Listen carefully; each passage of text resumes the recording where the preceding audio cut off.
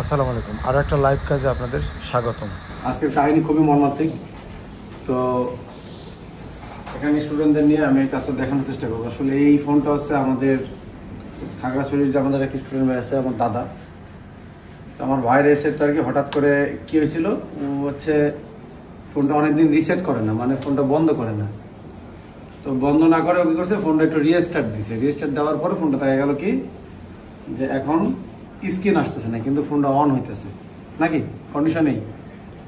তো স্ক্রিন আসতেছে না, ফোন অন হচ্ছে। আমরা যেসব কাজ আছে ফোনটা ফোর্স যে রিস্টার্ট অফ করে দেখছি, অন করে দেখছি, তারপরে যে বাটন চিপে যে ফোর্স রিস্টার্ট করে সেটা করে দেখছি। ইভেন এটা আমরা সফটওয়্যার আপডেট করে দেখছি, ফুল ফ্ল্যাশ করে দিচ্ছি নাকি, সম্পূর্ণ ফুল ফ্ল্যাশ করে দেখছি। তারপরও আমাদের ফোনটার কোনো স্ক্রিন আসে না, বাট ফোনটা ভাইব্রেশন করে, ফোনটা অন আছে, চার্জ দিলেও এটা বোঝা যায়। আমি একটু আপনাদের দেখাই যে আমাদের একটা ফোন চার্জ দিতেছে 9 ভোল্ট। একটু দেখেন এখানে অনেক্সে দেখাইতে হবে এই ক্ষেত্রে, অনেক্স আরো একটু জুম করে, এই যে এবার একটু ফোকাস দিতাম, এই আছে অনেক্স বা 2x দেখাইতেছে। দেখেন ওখানে আমার ভোল্ট দেখতেছিলাম 9 ভোল্ট, মানে বুস্টিং চার্জ হচ্ছিল। আমি একটু চার্জ দিয়ে আপনাদের দেখাই। দেখেন এই যে চার্জ নিচ্ছে, ভাইব্রেশনটা করছে ফোন আমার, এবং এখানে একটা সাউন্ড আসছে, এই জায়গায় অ্যাম্পিয়ার এই যে আস্তে আস্তে আস্তে আস্তে কিন্তু এটা বাড়তেছে, ফোন ভাইব্রেশনও করছে, এটা চার্জ নিতেছে। ঠিক আছে, দেখেন আস্তে আস্তে আস্তে আস্তে এই যে ওয়াট বাড়তেছে।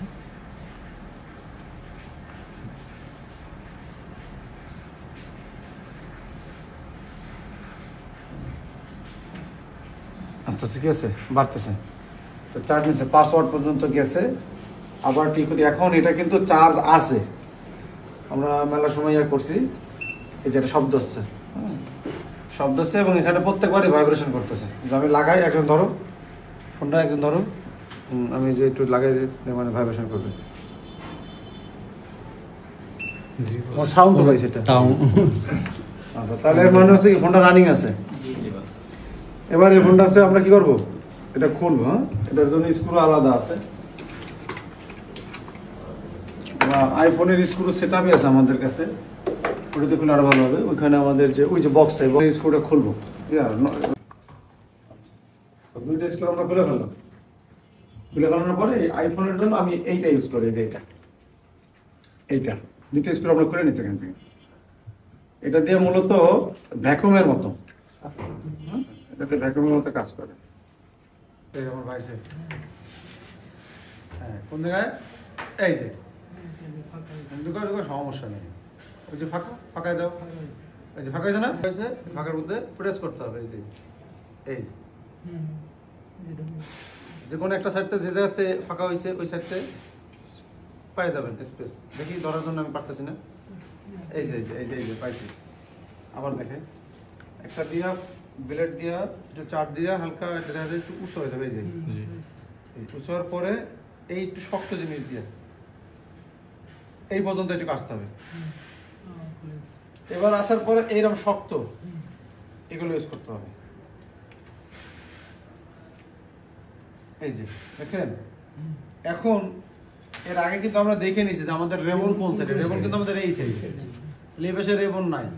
তাহলে এই পাশটা আমাদের আমরা প্রেস করতে কি পারি, কিন্তু আমরা এত এত নেব না কোনো সময়। এই অভ্যাসটা ত্যাগ করতে হবে। সব ডিসপ্লেতে এরকম ভিতর বন্ধ নেওয়াটা ঠিক না, এই বর্ডার বন্ধ সামান্য, এই যে বর্ডার এরকম প্রেস করতে হবে। এটা কি লক সিস্টেম, তো এই যে প্রেস করতে হবে, আবার সামনে যেতে হবে, এই প্রেস করতে হবে, আবার সামনে দেওয়া, এই প্রেস করতে হবে, আবার সামনে দেওয়া। এটা কিন্তু টাইট থাকবে একটু, কারণ ভিতরে আঠা থাকে না, তো ওটা কোনো ব্যাপার না। আপনি দাঁড়িয়ে সাথে একটু একটু প্রেস করবেন, আর যদি না হয় সেই ক্ষেত্রে এরকম ডবলই বানাই নেবেন। ওই যে আমি একটা বানাই নিয়েছিলাম না, কইছিল এটা, এই যে হার্ড, অনেক হার্ড। এর ভিতরে ভিতরে কি করতে হবে, তখন এই পর্যন্ত আপনি আসছেন না, ভিতরে এটারে ই করে দেবেন, দিলেও কেউ ঠেলে রাখবো উপরের দিকে, তখন আপনার জন্য আরো সহজ হয়ে যাবে। ঠিক আছে, তো এটা তো আমরা পুরো খুলে দেখাইছি। তো এইটা এখন এই যে খোলা হয়েছে একবার, এখন ইজি হয়ে গেছে। এটারও যদি আমরা আবার ওয়াটারপ্রুফ করতে চাই, তো টেকনিশিয়ানরা কি করে, চার বাজে আড়া মারি, ওই যে আমাদের যে গাম আছে না, ওই গাম মারিতে কিন্তু ওয়াটারপ্রুফ হয়ে যাবে আবার, কিন্তু এই কাজ আমরা করাটা ঠিক না।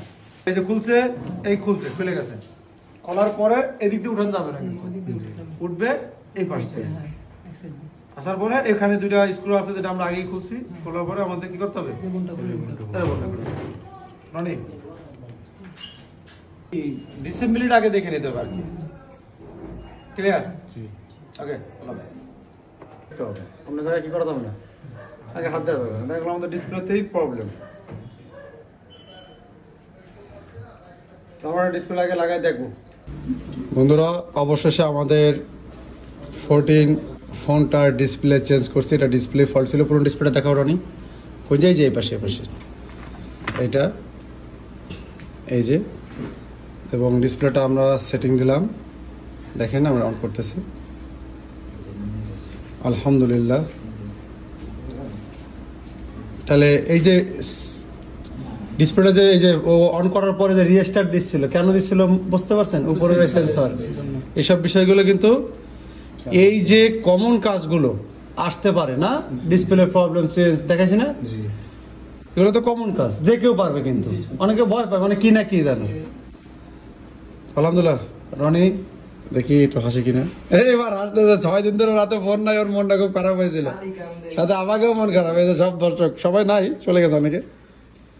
যাই হোক, আসলে একটা ফোন, ওর হাতের রানিং ফোন, কি অপরাধ ছিল সে ফোনটারে এত যত্ন করে চালায় যেটা চিন্তার বাইরে নাকি।